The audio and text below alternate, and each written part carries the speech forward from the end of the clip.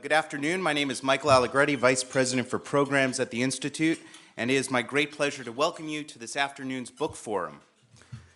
So we're gathered today for a conversation about America's public sector labor force, and specifically the unions that represent public workers in the media, at the bargaining table, and in the eyes of so many Americans across the country.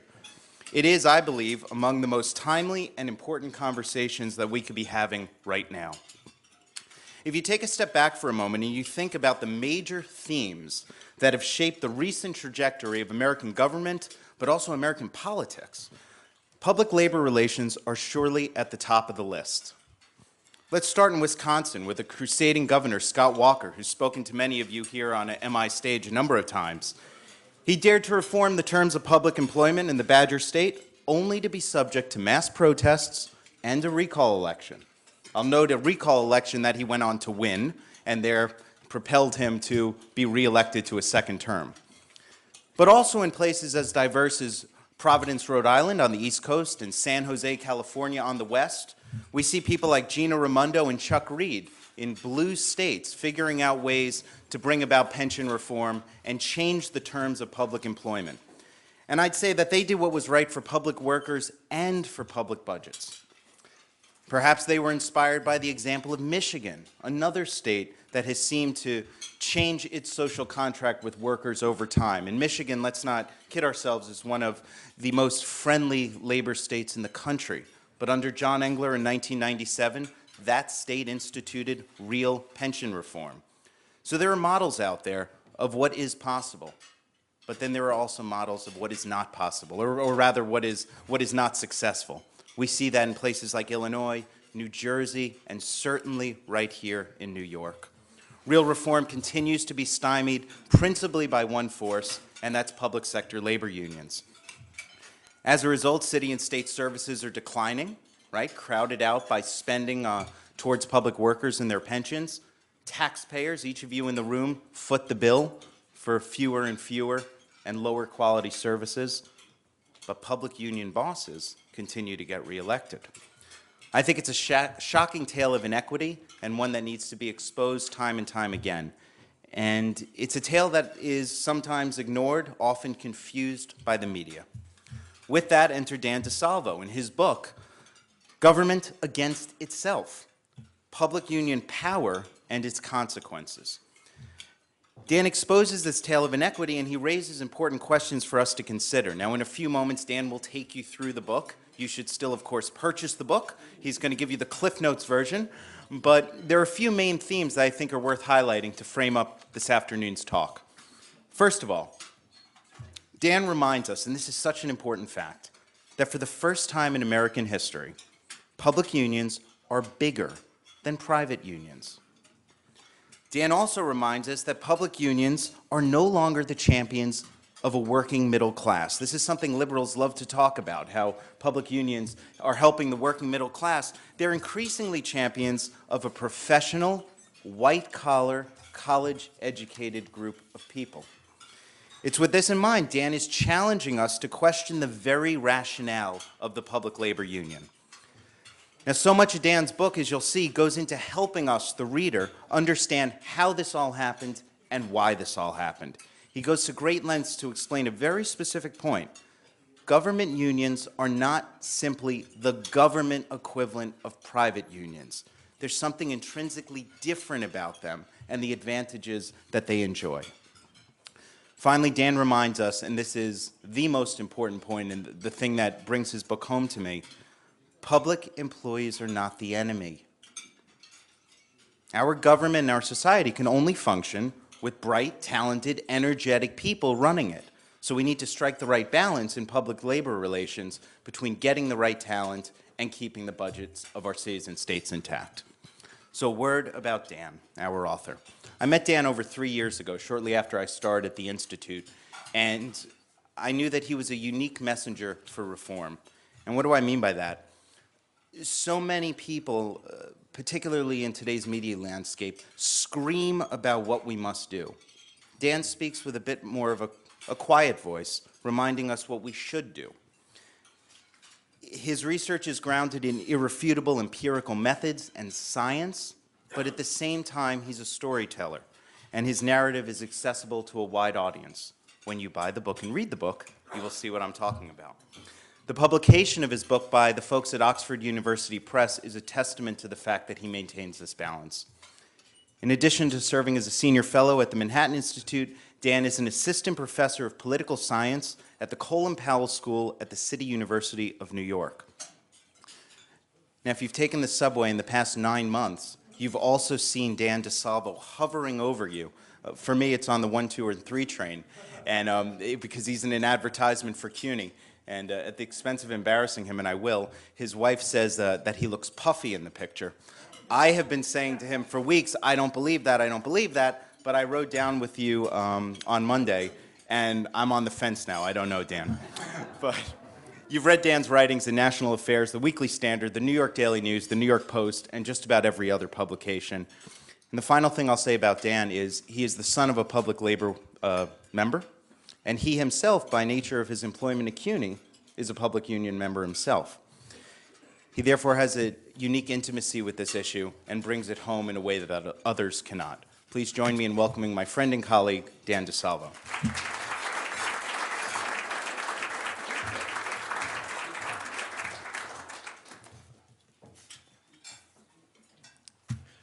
Well, thank you, Michael, for that warm and generous introduction on such a cold day.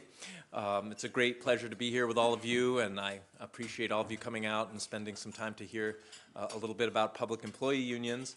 I'd also like to offer a hearty thanks to the Manhattan Institute for its support of my research. I think it's a remarkable organization from top to bottom. And I would like to also pay a special thanks and tribute to one of its senior fellows from whom I've learned enormous amount over the years, and that's Fred Segal. Fred originally got me interested in the fascinating world of public employee unionism. So in some sense, this book is partly paying off a small debt to Fred. And you know, it's also nice to be here today when I could double park in front of the Harvard Club and not worry about getting a ticket, since the cops aren't issuing them. I think this small example indicates that just when you think this issue of public employee unions is going to go away, it comes right back. And it's going to be, I think, and has been, certainly since the Great Recession, at the forefront of national political consciousness, at the forefront of state and local government, and I submit and argue extensively in the book that it's going to be with us right there going forward for the foreseeable future. So I think that, as Michael laid out, public employee unions really came to national consciousness in the wake of the Great Recession of 2008, and they have been the central issue in state and local government for the last 6 or 7 years, and I submit they'll probably be that in the future as well. And in a sense, for political scientists, this is a fascinating subject, and one would think worthy of greater attention because it's really the direct study of government, of the state itself, of its own employees, of public bureaucracies, and their political activity. So in that sense, it's surprising that there aren't more books out there competing for sales now with mine. And the reason, I think, is that public employee unions, for a lot of scholars, for a lot of journalists, were conflated with unions tout court. That is, there was no distinction between public and private unions. And so part of what I do to start off the book is really to show why these are fundamentally different kinds of organizations. That is, they may be of, you could say, the same genus, unions, but they're really different species of organizations with different kinds of incentives. And let me unpack that idea just a little bit, which is public employee unions, for example, enjoy what I call 2 bites at the apple. That is, when it comes to winning benefits, whether that's pay increases, favorable work rules, a pension sweetener, extra health care benefits, they can do that in 2 ways. First, through the collective bargaining process, And second, through electioneering and lobbying. Now, that's different than private sector unions, which of course are involved in politics, but they can't really win things directly for their members except really through the collective bargaining process. So that's a big difference, this phenomenon of two bites at the apple. The second is that public employee unions can exercise influence on both sides of the bargaining table in ways that private sector unions couldn't hope to do, which is to say the airline stewardesses union at American Airlines, the machinists union at Boeing in Seattle. They have virtually zero say over who management is and what positions management of those large companies takes. Not the case in the public sector, where public employee unions, through their electioneering and lobbying activities, can have some influence over those who they're going to be negotiating with. And the kind of famous story of this is John Corzine, while on the campaign trail in New Jersey, was giving a talk to a large labor gathering and got a little bit over animated and said, you know, when I'm governor, we're going to fight for a fair contract. Which was a little odd because he was going to be management in those negotiations, not the labor side. And that was indicative of a broader pattern. And the third big difference is that there's an absence of market forces. Government employment is different than private sector employment. Government is the monopoly provider of many services, education, police and fire protection, and government can't get up and move. So take the machinists union of Boeing in Seattle. Well, the company can threaten to move its operations to South Carolina. And so those market forces have a big impact on the kinds of demands that private sector unions will be able to make. And in some cases, private sector unions ally with their own employers because they see a healthy fiscal and business environment as in their interests. Not the case in the public sector, where there aren't market forces to temper the demands of public employee unions.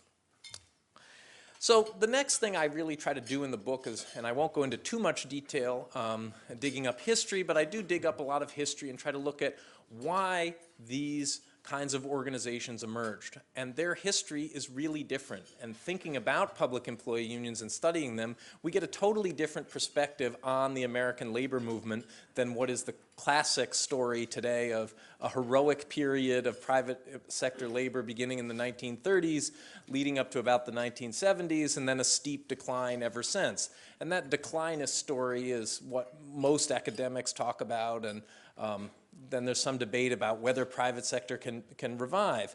But left completely out of that story is public sector unions, which have a different trajectory. They don't emerge until the 1960s and 70s, and they don't really reach their pinnacle of strength until the late 80s or the 1990s.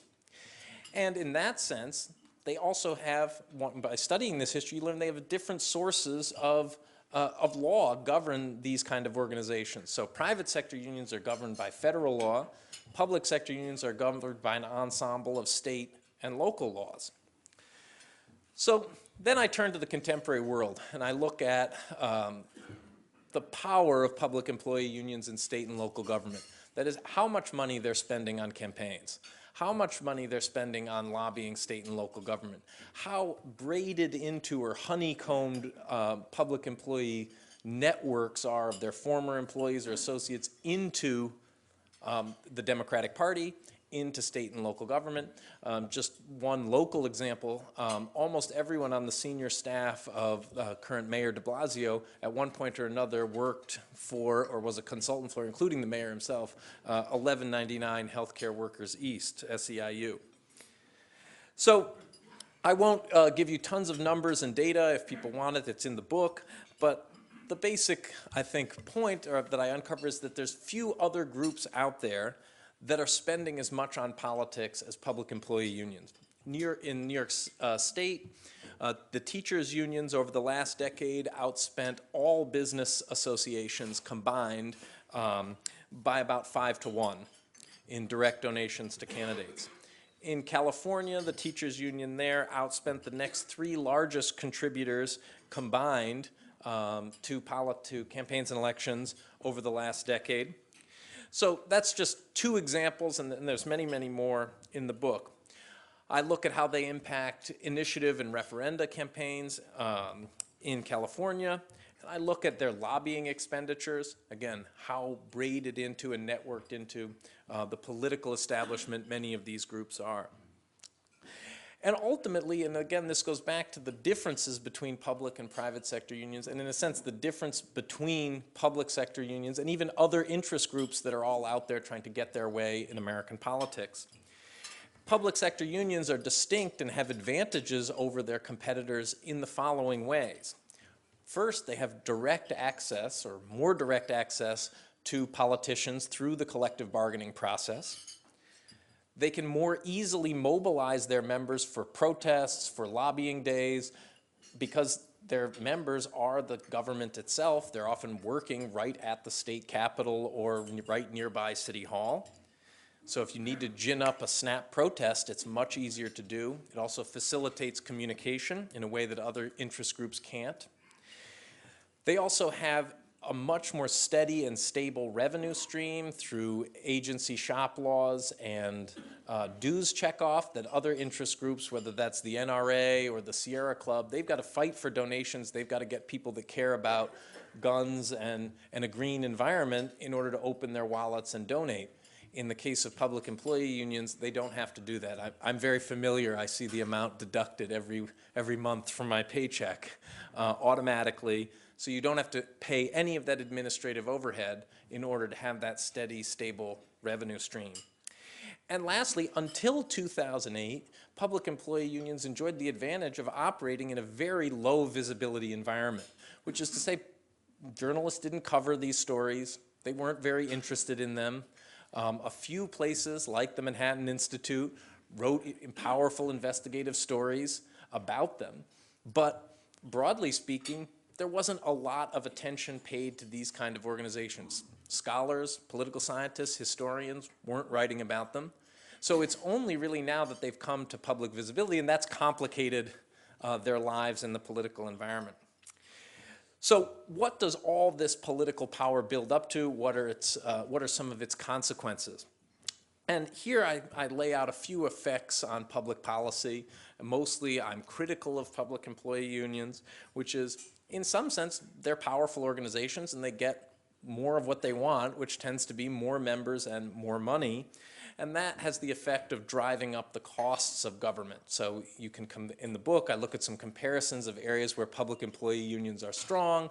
Government tends to cost more money. For example, in cities with unionized fire departments, they spend on average about 9% more on salary for firefighters and about 25% more on benefits for firefighters. So that you're just going to be paying more for an equivalent or service, and obviously that's transferring resources to public employees, and that's good for them, but whether it's good for the rest of us is certainly open to question. The second effect I look at is that they really reduce efficiency, and many of you here in New York are familiar with some of the convoluted work rules that are often negotiated that protect public employees from managerial discretion, and in many places you could say management has been completely emasculated. I'll give you one example. In California, the prison guard union, a very powerful union, negotiated a rule whereas prison wardens were not allowed to assign correction officers to different duties inside the jailhouse. That is, members would sign up, that is, corrections officers would sign up on a sign-up sheet to do the duty that they wanted. So if you were a prison warden, you couldn't say, you know, Joe here is getting a little older, maybe he shouldn't be doing the toughest duty with some of, our most hardened cell blocks. And I know he would like, some of that extra at-risk pay for doing that duty, but, that's just not where he's cut out. But because he has seniority, he can take that job. So in a sense, managerial rights were completely constricted. Many of you in New York follow the travails of the United Federation of Teachers, and over the last decade now, the city has spent about $1 billion on the absent teacher reserve, which is the result of a work rule negotiated into the 2005 contract, which meant when schools were downsized, teachers who didn't lose their jobs, but teachers who no longer had a classroom to teach in couldn't find a job in another school would continue to receive their salary and benefits while not teaching. They were available to serve as substitutes, but many didn't do much substitute teaching. So those kind of reductions in efficiency and emasculation of managerial discretion has a big effect on the kind of services that taxpayers receive, and really that also has who relies most on government. Really it's the middle class and the poor that rely more on government, so really it's punishing them more than anyone else. The third big effect I look at is crowding out, which is public employees' efforts to, in a sense, increase their compensation in terms of health care and pensions, which are sometimes called legacy costs. Lots of public employee compensation is backloaded into retirement. In the 80s and 90s, many state governments undertook to sweeten those pension formulas. Those bills are now coming due. This is what drove Gina Raimondo to start a career in politics. Was she saw the effects of crowding out of the costs of pensions in Rhode Island as affecting library service, bus service in Providence, and that's what drove her to start a political career, was exactly this phenomenon of now we have a government that costs more because we're paying these legacy costs, but it's doing less. And that is one that I don't think liberals or conservatives would champion, and I think that's why in some sense this is a bipartisan issue. The fourth effect I look at is that public employee unionization, this has been the subject of Supreme Court litigation, most recently in Harris versus Quinn, and in another case called Knox versus SEIU, and keep your eyes on a case coming out of California called Fredericks versus CTA, which could have a big effect on the landscape of law governing public employee unions. But the basic point is collective bargaining arrangements that allow for agency shops and dues checkoff, we can talk more about that if people want, are in a sense a violation of the First Amendment rights of public employees by saying they have to be affiliate with or pay into an organization that is then going to use those dues for speech that they disagree with. So public employee unions can compromise other fundamental rights. And ultimately, I think the big story here is that, and I try to go through in the book and look at, well, what's the case for public employee unions? In light of some of these serious costs to the public and to taxpayers, what's the case for them? And I think the case for them really remains that this is a vehicle for subsidizing the Democratic Party, but that this vehicle has now become complicated for many Democrats. I think one of the most interesting things to look at is actually how this affects the Democratic Party today, because the Democrats are divided over public employee unions, which is to say a lot of these legacy costs are impacting what Democrats want, which is an effective government that provides lots of goods and services. So the Democrats are deeply divided over how to deal with their union allies. And in some sense, Republicans' position on public employee union issues is more predictable, more understandable. Many Republicans never liked unions very much, and government unions especially.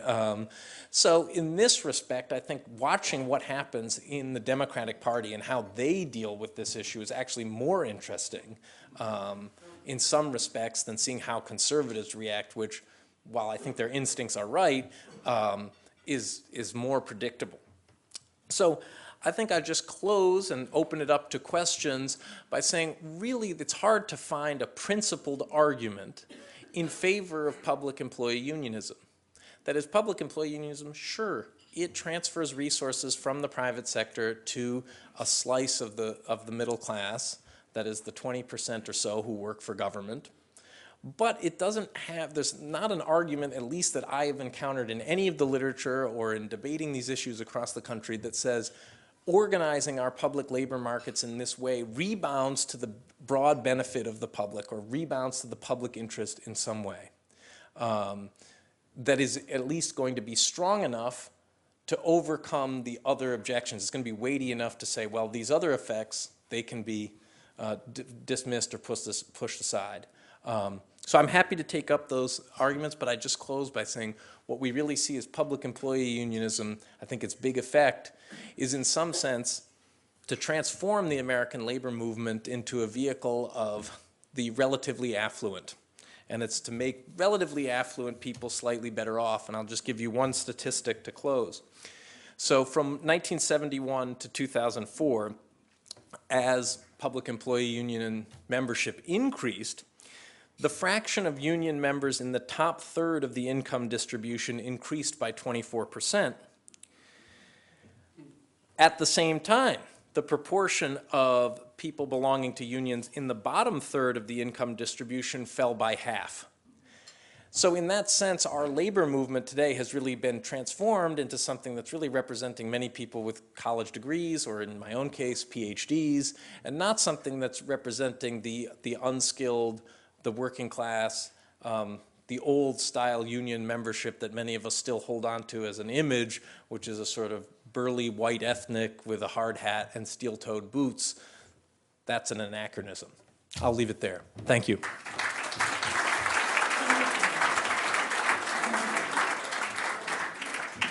right, we're going to open it up to questions. Please just identify yourself and make sure your question is a question and less of a statement. We'll start here and move across the room. Ken Gilman. Wisconsin's the poster boy for reform. I think most of us would agree with that. What's been the impact? And if it's been positive, do you see any follow-on effects in any other states? That's a great question. You know, it's interesting. Wisconsin got so much attention for Act 10, which, you know, in hindsight, now looking at what's been done in Indiana and now in Michigan, which passed right-to-work laws, Act 10 looks modest or much more moderate. The right-to-work laws in those states go much further in, you could say, punishing or restricting the power and influence of public employee unions. I think the effect in Wisconsin has been certainly to weaken the public labor movement by constricting the subjects of collective bargaining simply to wages.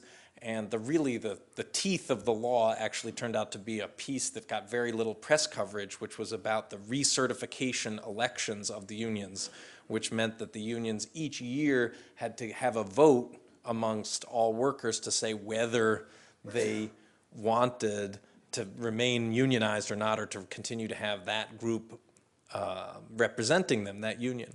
And it turns out that democracy proved too high a barrier for many unions, and they decided not to hold the annual certification elections and then not become unions, but to become simply associations that would be more like other interest groups.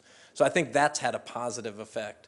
I think longer term, looking ahead, I think states like Pennsylvania, other states in the Midwest, Ohio, tried a similar legislative move like Wisconsin, but it was rolled back with referenda. But I think Ohio, Pennsylvania, a number of other states, even Kentucky, you're going to see a much bigger push in those places for right-to-work laws or similar legislation to Act 10, in part because they're competing with those other Midwestern states. So those would be some of the places I'd keep my eye on. Dan, I have a quick question. Is there a roadmap to reform that you think is ideal? So do you start by looking at, say, collective bargaining, or is it trying to reform public pensions? Do we see a model of what maybe is the best political and realistic path forward? Not being much of an advocate, you know, one would have to be in the specific place, and I think that's one of the conclusions I try to show in the last chapter of the book, is that there's so much variation in the laws governing these entities in the states where they're strong and the local ordinances supplementing those laws, that one has to sort of start in the local place. But I do think that one way or one place that you could begin without changing the whole regime, a modest step, would be to try one piece of what was done in Wisconsin, which would be simply to restrict the subjects of collective bargaining and remove some of the work rules. If I have some data in the book on surveys of public agency managers, and one of the things almost across the board that public agency managers can't stand is the restrictiveness of the work rules that constrict their rights to try to do innovative things. And I think if you took that and let the state or the government entity be a little bit more innovative and just left it at the salary piece, that would be a place to start. And that might weaken a little bit the political influence, Because if the unions are very strong politically and have a lot of revenue coming in, it's going to be very hard to take on, say, work on the pension point first. So let innovation creep in and create an impetus for change. Was there a question up here? Steve Savas, Baruch College. It seems to me that right to work is a pretty modest step because the major issues have to do with work rules and salaries and so on and so forth. Is that sufficiently strong, the right to work change? Well, the big thing that right to work changes is it means that people who disagree with the union's position no longer have to pay into the union coffers. And that, in a sense, is going to weaken the overall revenue and probably the membership numbers of public employee unions. So I think that's another approach that starts out by saying what you want to do is weaken the political influence, and then you can try to take on the work rules and so on in collective bargaining. I just gave you the opposite strategy, which was to take but again, I think depending on the local political alignments, either strategy, could be profitable. I'm Ralph Cote. I'm an attorney in New York. About 20 years ago, there was a Supreme Court decision on communication workers against Beck, which I believe decided that a worker could not be compelled to have, or a worker who disagreed with the union could not be, had a portion of his dues which goes to politics not be so done. My question is this applicable in this case? If not, why not? And if it is applicable, what would happen if you tried it? Your question's good, and you're right. I'm not familiar with the case that you mentioned. The classic, there's a couple of important cases here. I won't go into too much legal nicety, but just to say that the Supreme Court's position on this has been, first, that you cannot have a closed shop, meaning workers cannot be forced to become a member of a union in the public or the private sector. However, you can be forced to pay what are called agency fees or fair share fees to the union. So in my own case, because I know it well, in CUNY, I don't have to become a member of PSC CUNY, which is the Professional Staff Congress, that's the union that represents us. I don't have to become a member, but I have to pay my fair share fees. Those are automatically deducted from my paycheck. Now, if and the fair share fees are identical to the union dues in price. Now, because of another Supreme Court case, I can claim, it was a Hudson versus, I can't remember who at this point, but I can claim my Hudson rights, which is to say I have to write a letter and say I disagree with the political spending of the union. I have to pay my share for whatever it does in collective bargaining, but it's political spending I disagree with. And so I actually do that, and the union then sends me back a letter and says, well, of the $1,500 this year you paid in union dues, the percentage of that we spent on politics equals about $140. And I have to admit that I was a little sloppy for years, and I kept forgetting to send in that darn letter.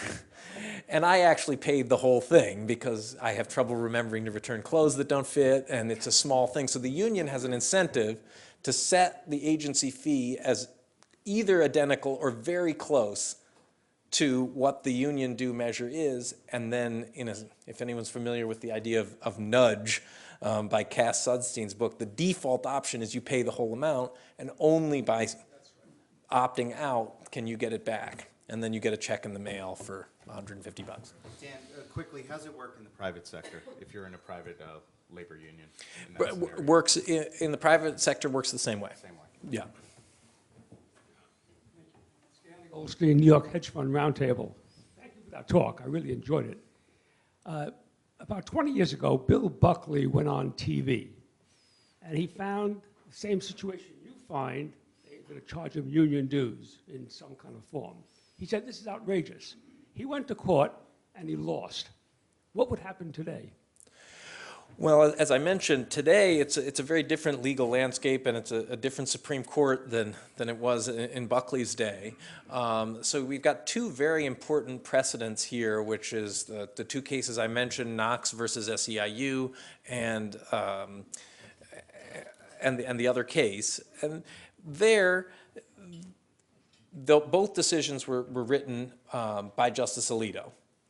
And his argument is that basically to shift the optic and say that by requiring agency fees as nearly equivalent to union dues, because money is so fungible, it's very hard to track where the money is actually going. You can have things that are clearly dedicated to political activity, but then you can have other baskets of union spending, say, things called like member education, which pots of money which are then used to buy campaign commercials. So it's not clear, but those are maybe commercials dedicated to members. So the logic of Alito in both of these Supreme Court cases is that by being a public employee is a different status than being in the private sector, and therefore your free speech rights are being violated because collective bargaining itself is a political activity. Because the union is going to take the position that the state should spend more on the city should spend more on its firefighters. Well, what if you're a firefighter that says, I think we're doing okay, we don't need a 10% raise going forward, we only need 8. That's a political position or political decision. So insofar as collective bargaining is happening in the public sector, it's a much more political enterprise, and therefore requiring people to support, even if you're not supporting the political side, you're still supporting those decisions. That's the argument there. We'll just go right across. David Musher, I believe that dues are paid with pre-tax dollars. As such, how much is this really costing us? Dues are paid with pre-tax dollars, and you can deduct the amount you pay in dues from your taxes. Of course, many public employees do not itemize, just like the percentage of Americans that itemize their taxes in general is relatively low. So in that sense, when you're thinking about how much this is costing you, you can look at the revenue estimates annually for some of the bigger union federations in the public sector, and they're very, very high. That is, the overall collection, let's say by the NEA or the AFT on an annual basis, is probably in the $600 million range. And that's why for the last 15 years, the NEA and the AFT at the national level in federal campaigns, if you combine them and call them one big teachers union, they are outspending pretty much they're outspending everybody else, and probably the next 2 or 3 biggest contributors in direct donations to federal candidates combined. And that's in the biggest of the big ponds of American politics. So when it comes to state and local, where there's less political competition, they're really blowing away the competition. Absolutely. We have time for one more. Michael Myers, Executive Director of the New York Civil Rights Coalition. You used 3 words that piqued my interest. Both 2 words were 3 words: collective bargaining, and then negotiate. Well, you have managerial rights until you negotiate them away or give them away. How do you, in a negotiating posture, strengthen the backbones of the elected officials who do not have to give away their managerial rights? And in that regard, how do you strengthen their backs to take a strike and to punish people who strike against the public law not to strike? Well, it's an excellent question. I think this circles back to what's been suggested at the outset, which is first the lack of market forces. If you're collectively bargaining in the private sector, company managers have very powerful incentives to drive a hard bargain. Whereas those incentives are in a sense relaxed when you're in the public sector, because if you're the government official, you're really in a sense playing with somebody else's money. Second, you're, as an elected official, in many cases, your campaign coffers were partly filled by donations and dues coming from the unions themselves. That's what's, let's say, taking a little bit of the sterner stuff out of your spine when it comes to your managerial rights. So I think those are really the 2 things that make it so hard. The alternative is, in a sense, to form a different political coalition that's going to elect officials who are not so deeply embedded in the whole network of public sector unionism. Well, on that note, fortifying the spines of politicians, we'll close today's lunch. Thank you, Dan. Thank you, Hunter.